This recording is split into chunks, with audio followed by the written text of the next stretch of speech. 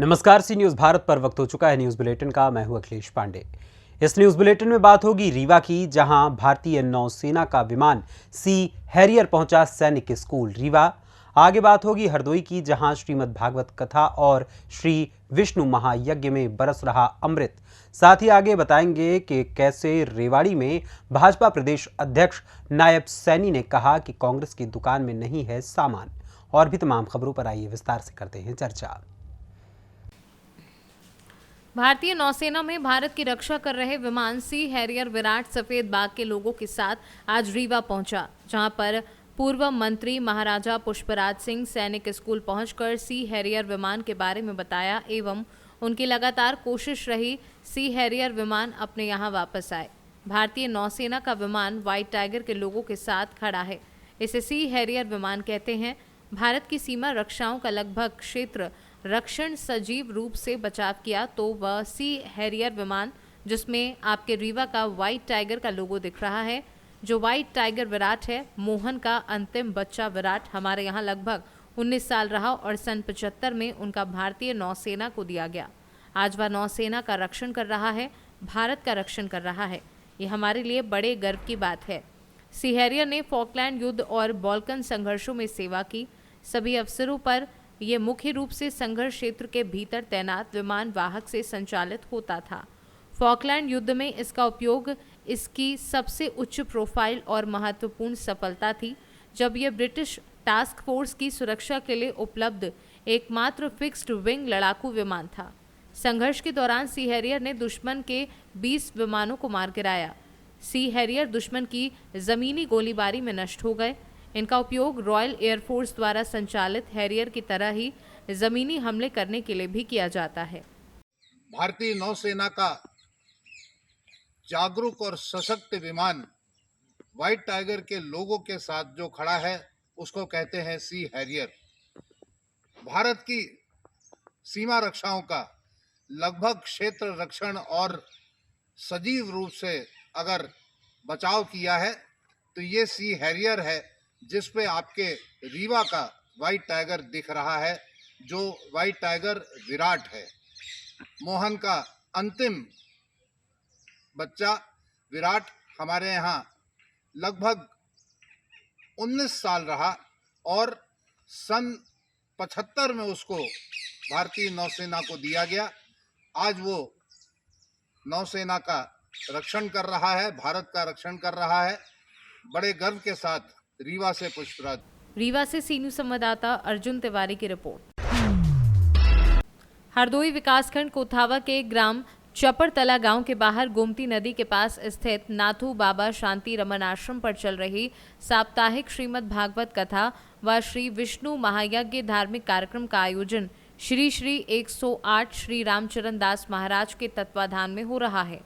धार्मिक कार्यक्रम की शुरुआत 17 नवंबर शुक्रवार को क्षेत्रीय सुहागिन महिलाएं, साधु संतों, ग्रामीणों के द्वारा कलश यात्रा के साथ की गई थी। बताते चले कि साड़ीपुर से चलकर आए कथा व्यास मिथिलेश शरण अग्निहोत्री के मुखारविंद द्वारा श्रीमद् भागवत कथा का रसपान कराया जा रहा है। कथा के छठे दिन कथा व्यास ने पंडाल में आए भक्तों को बाबा नंद के द्वारा नंदीश्वर बाबा की स्थापना के बारे में बताया। हरदोई से सी न्यूज़ संवाददाता पीयूष तिवारी की रिपोर्ट। कैमूर से बड़ी खबर सामने आ रही है। बता दें कि कैमूर पहुंचे दिल्ली सुप्रीम कोर्ट के अधिवक्ता अजय दुबे ने भारतमाला एक्सप्रेस में जाने वाले किसानों की जमीन और समस्याओं को लेकर भभुआ के शारदा पैलेस में प्रेस वार्ता की और वहीं मांग पूरी न होने पर बड़े आंदोलन की चेतावनी भी दी। प्रेस वार्ता के दौरान दिल्ली सुप्रीम कोर्ट के अधिवक्ता अजय दुबे ने बताया कि जो वाराणसी कोलकाता भारतमाला एक्सप्रेस का निर्माण सरकार के द्वारा कराया जा रहा है, उसमें गरीब किसानों की ज्यादातर जमीन जा रही है, लेकिन सरकार उनके जमीनों को उचित मुआवजा नहीं देकर कम दाम दे रही है, जिससे किसानों की कमर टूट गई है और किसान परेशान हैं। प्रेस कॉन्फ्रेंस करने का मुख्य उद्देश्य क्या है? मेरा मुख्य उद्देश्य ये है कि जो किसानों की समस्या है हमारे कैमूर जिले में और ख़ास करके भभुआ विधानसभा के अंदर, वो उसके ऊपर आप लोगों को बताने के लिए मैंने प्रेस कॉन्फ्रेंस बुलाया है। और ये प्रेस कॉन्फ्रेंस खास करके जो भारतमाला प्रोजेक्ट के अंदर में जितने किसान परेशान हैं अपने मुआवजे को लेकर के, जो उनको उचित मुआवजा मिलना चाहिए और उनका संवैधानिक अधिकार है, उसके ऊपर ये बुलाया गया है। और उनको उचित मुआवजा नहीं दे रही है बिहार सरकार, और यहाँ की प्रशासन उनकी समस्या का भी निदान संवैधानिक तरीके से नहीं कर रही है। ये बहुत ही बड़ा दुख का विषय है, क्योंकि बिहार किसानों का प्रदेश है। यहाँ 90% किसान हैं। उनकी समस्या अगर नहीं सुनी जाएगी तो और कहाँ वो अपनी समस्याओं को लेकर जाएंगे। दूसरी समस्या है दुर्गावती जलाशय परियोजना की। दुर्गावती जलाशय परियोजना 2014 में बनकर तैयार हुआ और वो 8 साल बीत गए, लेकिन उसके जो वितरणी बननी चाहिए, जो उसके माइनस होने चाहिए, जो किसानों को खेतों में सही समय पे पानी पहुँचे और पानी गलत न पहुँचे, उसकी कोई व्यवस्था नहीं हुई 8 साल के बाद भी, जो कि ये सरकार ने आश्वासन दिया था किसानों को, आज तक नहीं कर पाई और किसान उसको लेकर के परेशान हैं। इसके अलावा जो समस्या है वो न्यूनतम समर्थन मूल्य को लेकर है। अभी किसान जो है धान की खेती करके वो धान का फसल काट रहा है और धान के फसल को जो MSP है 2183 रुपये उसके ऊपर बिकना चाहिए, लेकिन पीछे के सालों में अगर देखें तो हमेशा उनके साथ जाती हुई है। सरकारी दर के ऊपर उनका फसल नहीं लिया जाता है और उनका फसल जो है 200, 250 से लेकर 300 रुपये दलाली के पर उनका फसल दिया जाता है, जो उनको 1800 रुपये, 1900 रुपये में बेच दिया जाता है। इसके अलावा जो समस्या है कि किसानों से 1 क्विंटल धान की बजाय जो सरकार धान खरीदती है वो 1 क्विंटल 7 किलो धान लेती है, 7 किलो एक्स्ट्रा धान उनसे लेती है। और वो 7 किलो एक्स्ट्रा धान किस लिए लेती है? जब किसान वो पूछता है तो उसको टहला दिया जाता है, उसकी बातों को अनसुना कर दिया जाता है, सुना नहीं जाता है। इसलिए ये सबसे बड़ी समस्या है कि किसानों का जो फसल है वो न्यूनतम समर्थन मूल्य पे मिले और न्यूनतम समर्थन मूल्य का इम्प्लीमेंटेशन करने का जो दायित्व है वो राज्य सरकार को है, नीतीश कुमार जी की सरकार को है। इसके ऊपर नीतीश कुमार सरकार इसके ऊपर ध्यान दे और किसानों को न्यूनतम समर्थन मूल्य के ऊपर उनका खरीदारी हो। इसके लिए मैं बिहार सरकार और यहाँ के प्रशासन से अनुरोध करता हूँ। अगर आपकी मांगे पूरी नहीं होती तो आगे आप लोग का क्या कदम रहेगा? अगर यहाँ मांगे पूरी नहीं होती है तो इसके ऊपर जो संवैधानिक प्रक्रिया है, जो कानूनी कार्रवाई है, इसके ऊपर की जाएगी और इसको लेकर के अगर पटना हाई कोर्ट जाना पड़े, न्यायालय में जाना पड़े, सुप्रीम कोर्ट में भी जाना पड़े तो हम उसको जाने के लिए तैयार हैं। इसके ऊपर मेरी कार्रवाई यही होगी अगर हमारी बातें नहीं मानी जाती है। कैमूर से सी न्यूज संवाददाता ओम प्रकाश तिवारी की रिपोर्ट।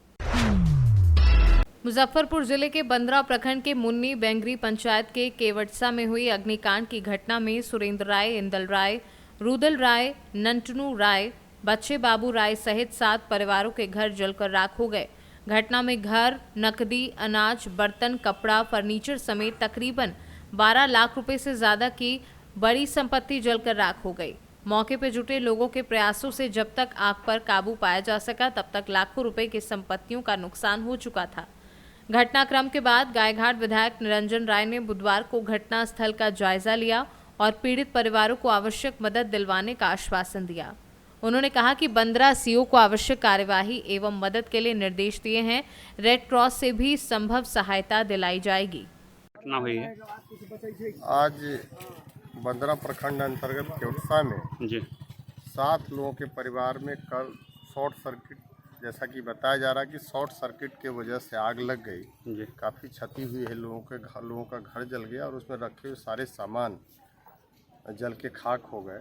उसी को देखने के लिए आज उसी क्रम में यहाँ आए हैं, सब लोगों से मिले हैं। जो भी सरकारी सहायता होगी और जो भी हो सकता है उतना हम लोग करने के लिए पूरा इनको। अभी बंदरांचल से कोई सहायता नहीं मिला है लोगों? जिलाधिकारी अभी आई थी जी, आके प्लास्टिक वगैरह जो भी है, पन्नी वगैरह दे के गई हैं और भी जो सारा चीज़ है वो जल्द से जल्द मुहैया करा दिया जाए। कितने घर जल गए थे? 7 परिवार के लोग हैं, 7 लोग हैं। सुरेंद्र राय और उनके और 6 सहित 6 जो अभी थाना में वो हो भी गया है जी सन्हा, तो उसका वही सारे 7 लोगों को जो भी सरकार की तरफ से या अन्य जो भी सहायता हो सकती है निश्चित रूप से इनको तत्काल प्रभाव से उपलब्ध करा दें। क्या मामला है?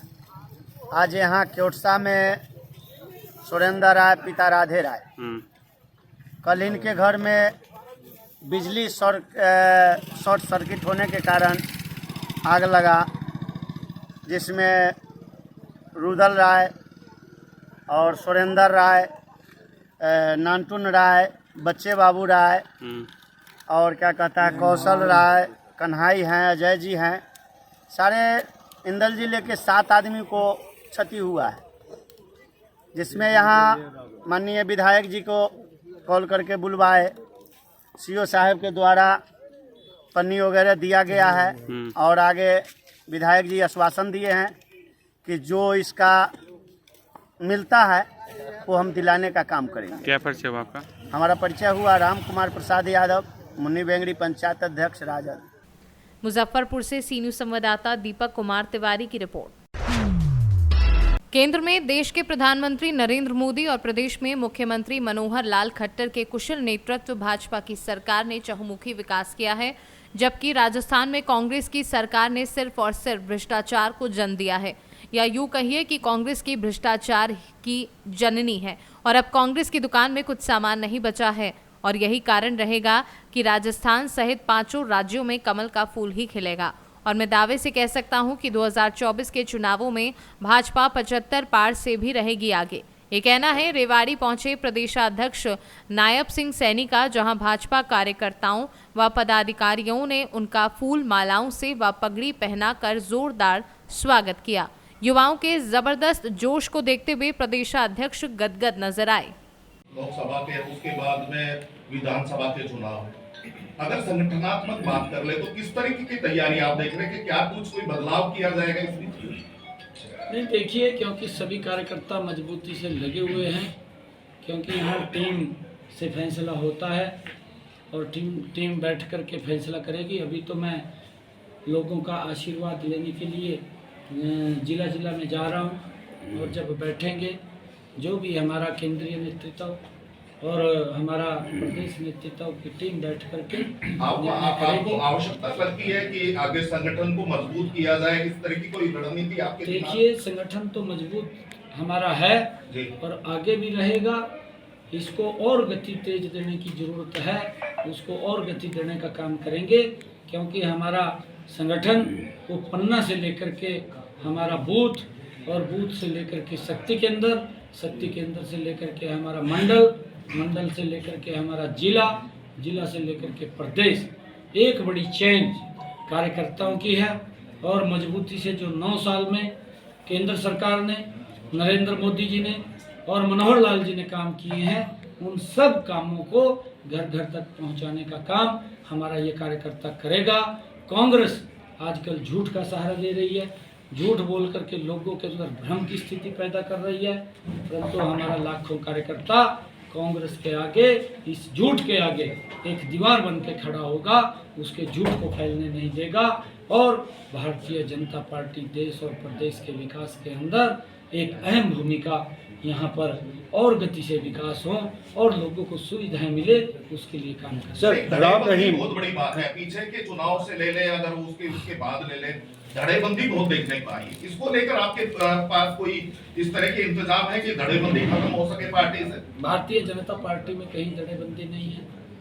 आप लोग देख रहे हैं, कांग्रेस की धड़ेबंदी नजर आती है, मंच के ऊपर नजर आती है। मंच के ऊपर कांग्रेस पार्टी के नेता, आपके केंद्रीय मंत्री ही मन से कहते हैं कि धड़ेबंदी की वजह से एक सीट हम हार गए, जयचंदों का यहाँ प्रभाव है, तो ये आपकी पार्टी की कह रहे हैं सर? कौन से मंत्री? केंद्रीय मंत्री राव इंद्रजीत सिंह की बात कर रहा हूँ। राव इंद्रजीत जी हमारे बहुत ही वरिष्ठ नेता हैं और उनकी अगुवाई के अंदर आज मुझे भी आशीर्वाद रेवाड़ी के अंदर उनका मिला है और उनकी अगुवाई में ये भारतीय जनता पार्टी ये विकास की तरफ आगे बढ़ेगी, क्योंकि वो बड़े सीनियर लीडर हैं भारतीय जनता पार्टी के। रेवाड़ी से सी न्यूज संवाददाता चैन सिंह की रिपोर्ट। फिलहाल के लिए इस न्यूज़ बुलेटिन में बस इतना ही। देश दुनिया की तमाम खबरों के लिए देखते रहें सी न्यूज़ भारत। हर खबर आपके साथ, आपके हाथ।